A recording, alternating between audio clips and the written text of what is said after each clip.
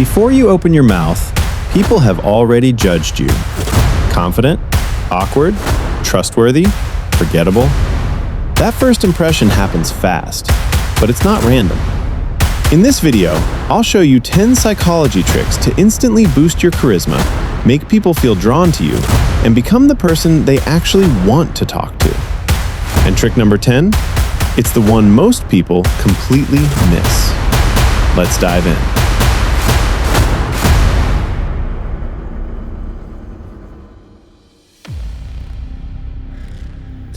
One of the brain's strongest instincts is simple. We like people who are like us.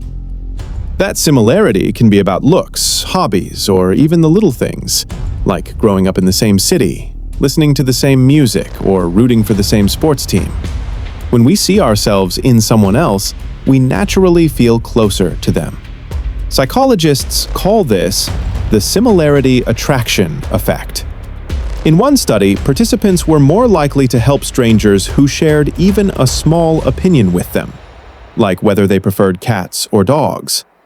Just that tiny piece of common ground was enough to spark trust.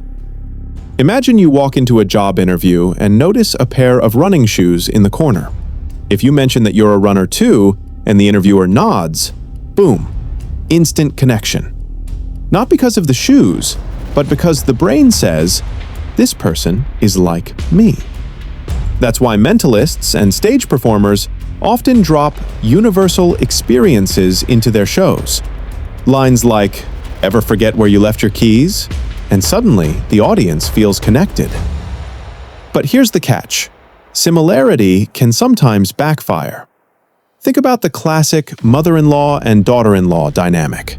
If both are strong-willed, instead of bonding, they might clash. Or in relationships, you've heard the phrase, opposites attract. That might be exciting at first, but research shows long-term stability usually comes from shared values and habits. And don't forget, similarity can be manipulated. In online groups or Facebook communities, people sometimes fake common ground to gain trust. It works because similarity is a powerful but double-edged sword. The rule is simple. The more common ground you find, the more likable you become.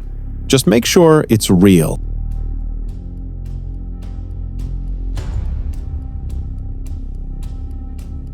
There's a hidden psychological trick that almost everyone loves without even realizing it.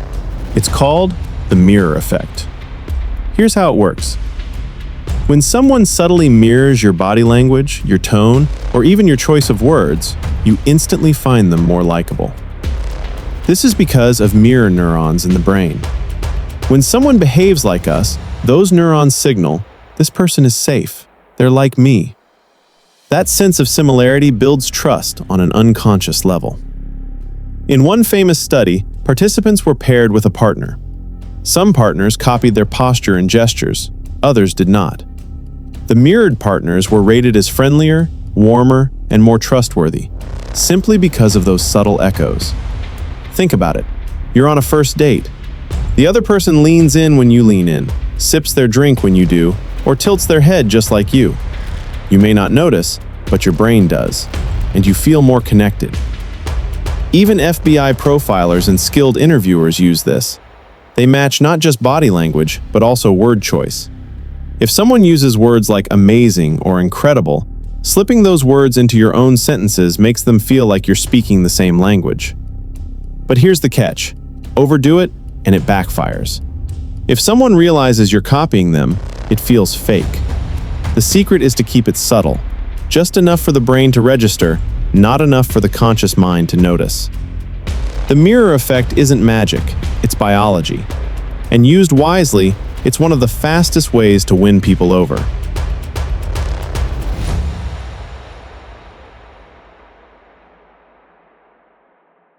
Our names are more than just labels. They're a core part of our identity. That's why, when someone uses your name in conversation, it feels personal, warm, and connecting. It's a subtle way of saying, I see you. You matter. Psychologists have shown that hearing our name activates unique areas in the brain linked to self-perception. It's like music to our ears.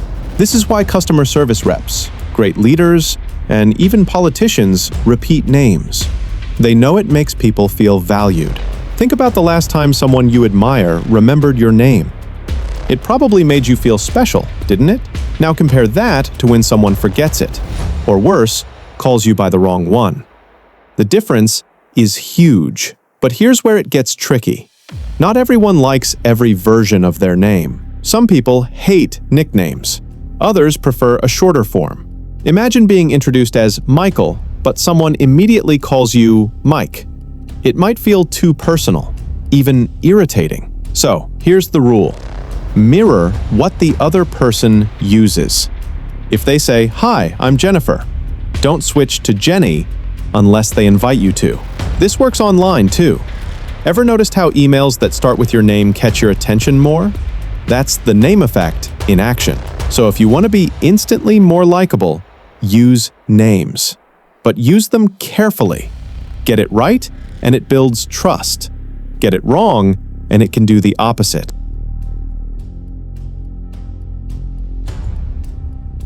If you really want to create closeness with someone, there's one powerful move. Share something personal. It doesn't have to be your deepest, darkest secret. It could be a small confession, like admitting you get nervous before big meetings, or that you binge-watch reality TV when you're stressed. Psychologists call this self-disclosure. When you open up, you're showing vulnerability, and vulnerability signals trust. The other person unconsciously thinks, if you're willing to share this with me, then I must matter to you. In one famous study, researchers had strangers sit face-to-face and answer a list of increasingly personal questions. By the end of the session, many participants said they felt like close friends, even though they had just met. Some pairs even started dating afterward. That's the power of opening up. It shortcuts the bonding process. But, just like with everything, timing and balance matter. Oversharing too soon can feel awkward or manipulative. Think about cult leaders or manipulative figures. They often reveal fake secrets early on to lure people into trusting them. Once they gain that trust, they can twist it. That's why this tool is powerful, but it must be used wisely. So here's the golden rule. Keep it real and keep it gradual. Share a little, listen in return, and let the trust build naturally. When done right, sharing secrets turns strangers into allies, colleagues into friends, and friends into confidants.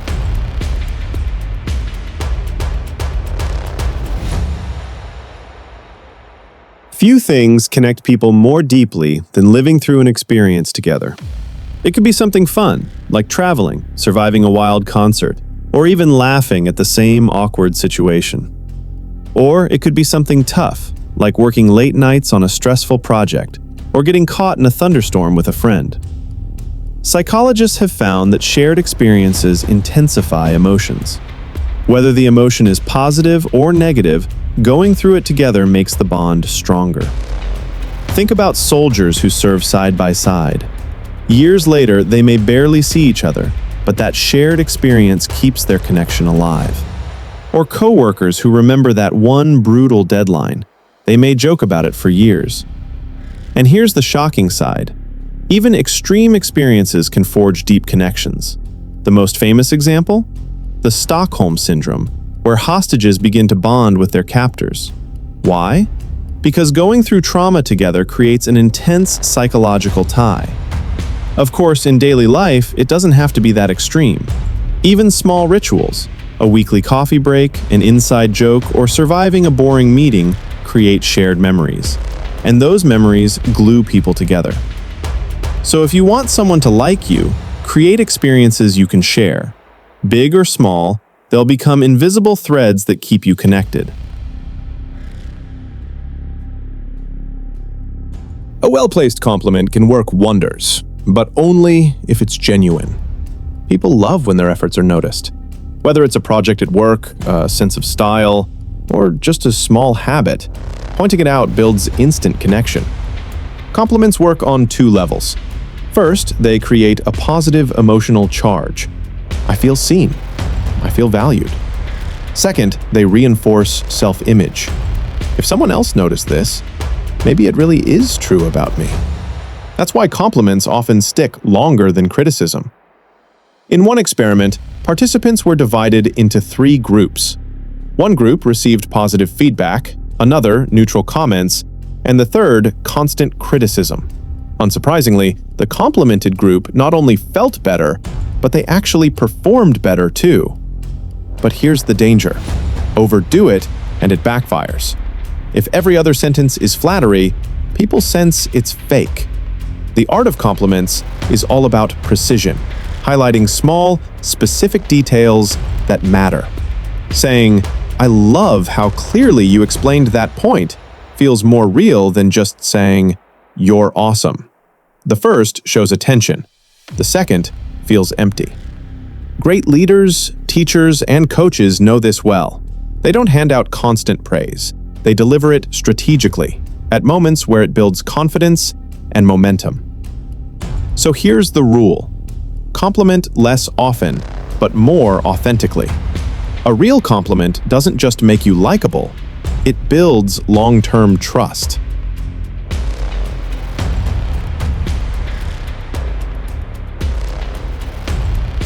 Here's a strange paradox. People often like you more after they do you a favor. This is called the Ben Franklin effect.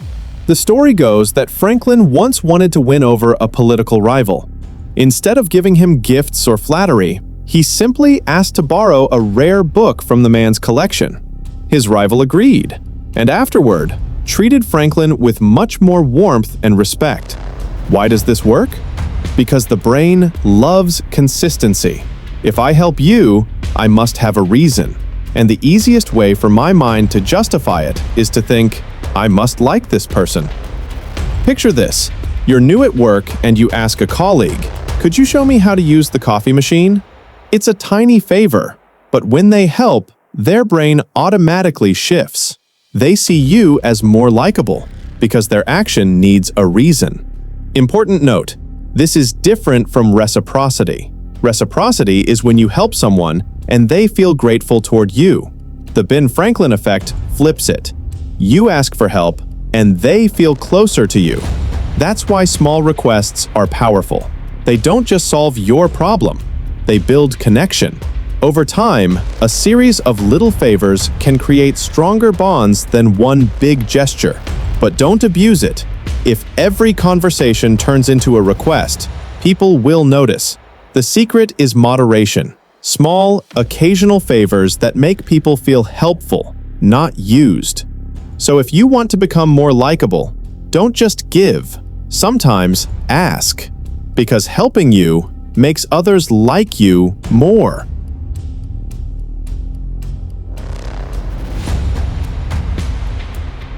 If there's one thing that instantly breaks down walls, it's laughter.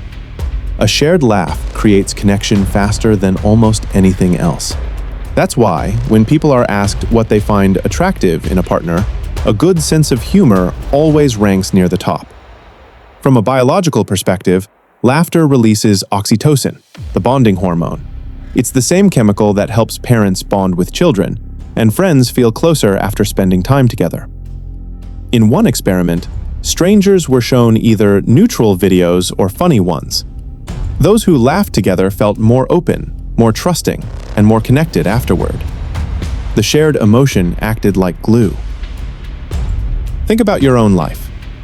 A first date full of awkward silence usually goes nowhere. But if you share a joke, the tension disappears. At work, a well-timed laugh in a stressful meeting can reset the whole atmosphere. That's why some of the best leaders use humor carefully. Not to be clowns, but to make their team feel relaxed, supported, and human.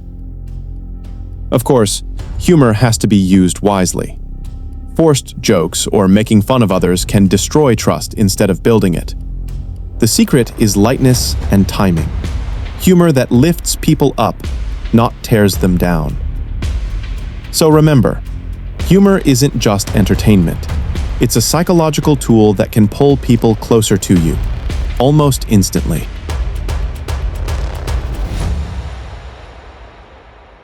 One of the simplest ways to win people over is also the rarest, giving them your full attention. Think about it. In today's world, everyone's distracted. Phones buzz, notifications pop up, and most people only half listen. That's why being fully present feels so powerful. Psychologists call attention a kind of social currency. When you give it, you're saying, "You matter. I value what you're saying." And people are drawn to anyone who makes them feel important. There's a famous story about President Theodore Roosevelt.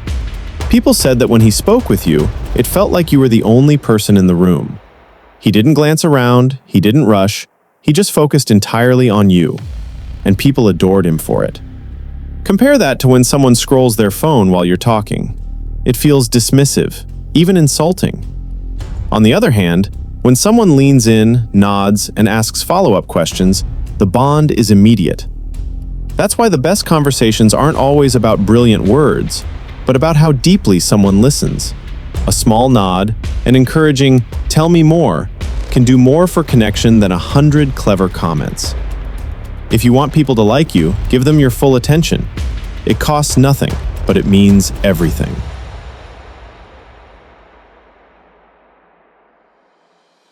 Here's a secret. People don't just remember you. They remember how they felt when they were with you. That's why creating positive experiences is so powerful. If someone consistently feels good in your presence, their brain will connect those feelings to you. This is rooted in classical conditioning, the same principle Pavlov demonstrated with his dogs. When two things repeatedly happen together, like a bell and food, the brain starts linking them. For people, if joy or laughter always happens around you, you become the source of that good feeling. Think of a coworker who always greets you with genuine warmth. After a while, you don't just like the greeting, you like them. Or a friend who always brings fun to gatherings. You start craving their company because it feels good to be around them. But this cuts both ways. If someone always feels stressed or uneasy around you, even if it's not your fault, they'll eventually connect that negative state with you too. That's why advertisers fill commercials with laughter, music, and happy faces. It's not really about the product, it's about creating an emotional link. And you can use this same principle in real life. Make interactions with you enjoyable, uplifting, or calm, and people will naturally like you more. The key is simple. Be the person others associate with good feelings. Over time, their brain won't just remember you, it will prefer you.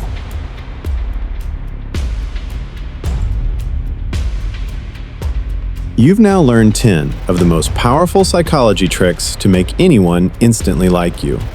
Similarity, mirroring, the name effect, sharing secrets, shared experiences, compliments, the Ben Franklin effect, humor, attention, and positive association.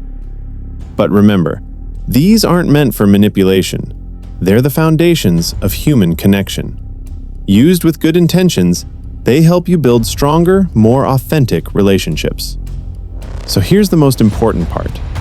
Never use these techniques to deceive or exploit people. Don't play with trust, because once it's broken, it's nearly impossible to repair. Use them to connect, not to control. Think about the doors this can open: closer friendships, smoother teamwork, even deeper relationships. And the best part? Anyone can learn to use these, starting today. And this is just the beginning. In upcoming videos, we'll dive into the darker side of psychology, how manipulation works, why people fall for cult leaders, and how to protect yourself from hidden influence. If you found this video helpful, hit the like button, subscribe to the channel, and ring the bell so you won't miss what's next. And let me know in the comments, which of these tricks are you going to try first? Remember, psychology isn't just about understanding others, it's about making your world and your relationships better.